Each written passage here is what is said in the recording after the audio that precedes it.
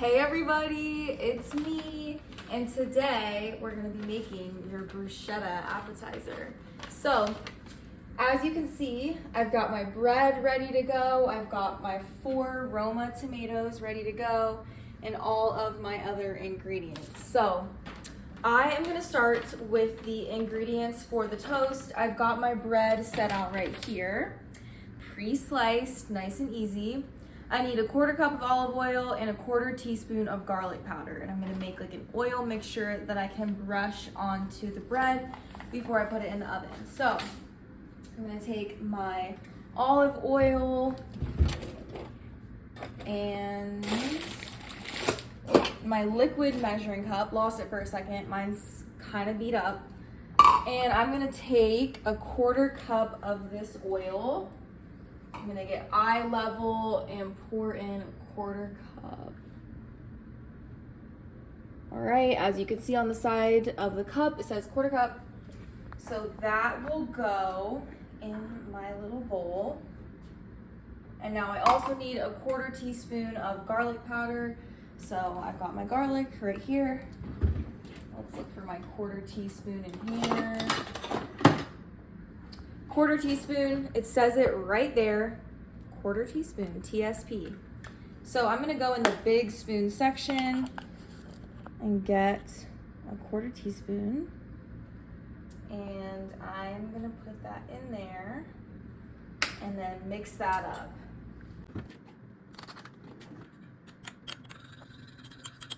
Okay, so the first thing I did, direction number 1, place your bread slices onto a baking sheet. I did that. Next, you're gonna combine a 1/4 cup of olive oil with 1/4 teaspoon garlic powder. Just did that. Brush onto each side of the bread on every single piece. So I'm gonna do that right now.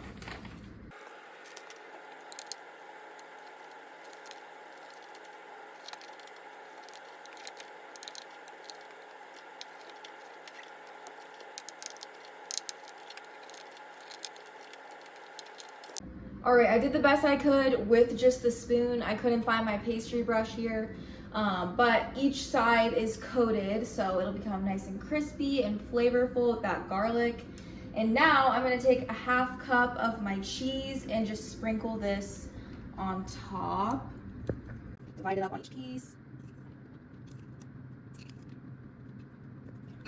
Okay, so now these are ready to go in the oven. This oven is set to 400 degrees. Your ovens will already be set when you walk into the classroom, and this recipe says to leave this in for 5 to 8 minutes.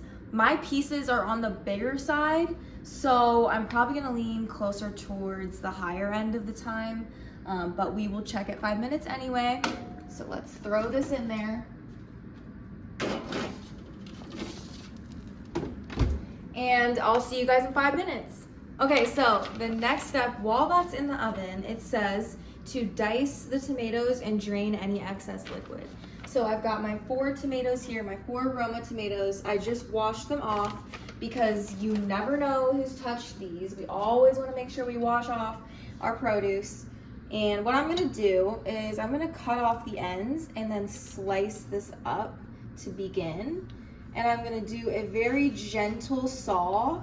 I don't wanna go too hard. I'm gonna let the knife do all the work for me. It's nice and sharp. And I am going to continue to slice these up.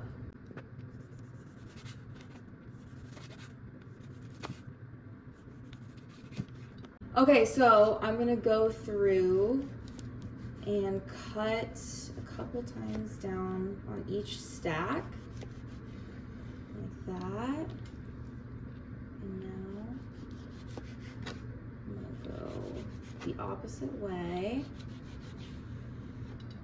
And there we go. I'm gonna do this to the rest of the tomatoes and then transfer them into a bowl. All right, it's been about 5 minutes. Let's check and see. I think that could go for a few more minutes. It's not quite golden, it's almost there, so we'll put a timer on for 3 minutes. All right, so I ended up getting my tomatoes all diced up. So now it tells me that if there's a lot of excess liquid, I should drain them off. Mine don't really have a ton of liquid, what I will do is I'll just pick them up off the board with my fingers and put them in the bowl. That way anything that came off, any moisture will be left there. If your tomatoes are super juicy, you could use this colander over the sink and push them in there over the sink to get all that liquid off, but mine don't really need it. I'm gonna put all this in the bowl. All right, the diced tomatoes are in the bowl. So now I'm gonna take my basil leaves. I'm gonna take 5 of them, and just like in the video from class, we're gonna stack these up and then roll them. So I just stacked them. Now I'm gonna roll them up and cut these into nice thin ribbons. I'm not pressing down very hard. I'm really just gently sawing to create those nice thin ribbons of basil. And this smells so good. It's gonna add a bunch of flavor and look really nice with ribbons. I'll add that to my bowl, and then I'll add the rest of my ingredients. Okay, so now I'm gonna go back to my ingredients for the tomato mixture. I have the first 2. Next, I need to add in 2 tablespoons of olive oil. So I'm gonna take my tablespoon, 1 TBSP, and my olive oil. Same thing I already used on the bread. I'm gonna add 2 of these. 1, 2. Now I also need a tablespoon of balsamic vinegar. This one's really liquidy, just like water. So I need 1 tablespoon. Okay. And now I just need to add in my salt and pepper. So I'm gonna reuse this 1/4 teaspoon for my salt. All right, 1/4 teaspoon. And I need a half, so I'm gonna do that same 1/4 teaspoon again.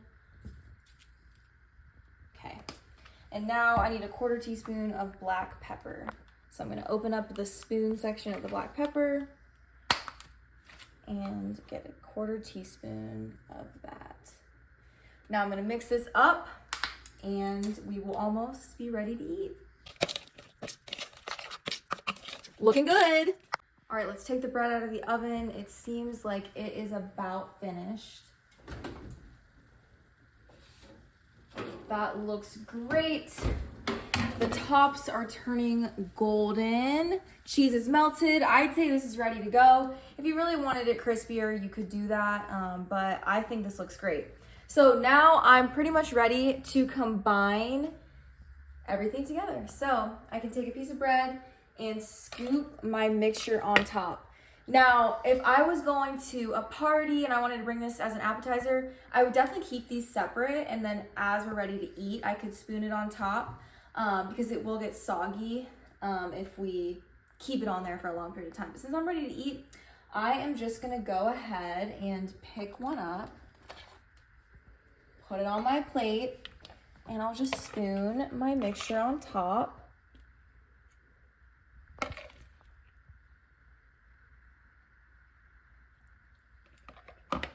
All right, and finally, the last instruction says to finish at the end, drizzle it with olive oil and some balsamic glaze.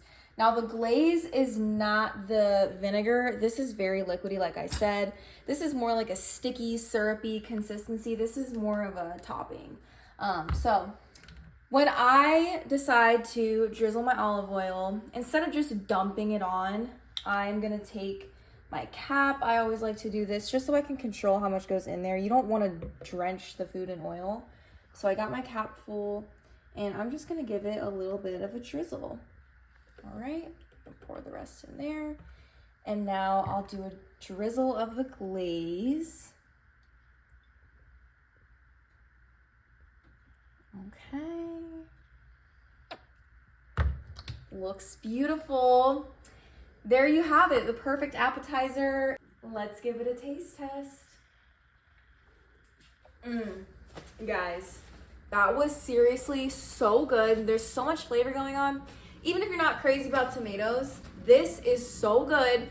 I cannot wait for you guys to make this, test it out, and bring it to your next function. Bye, guys.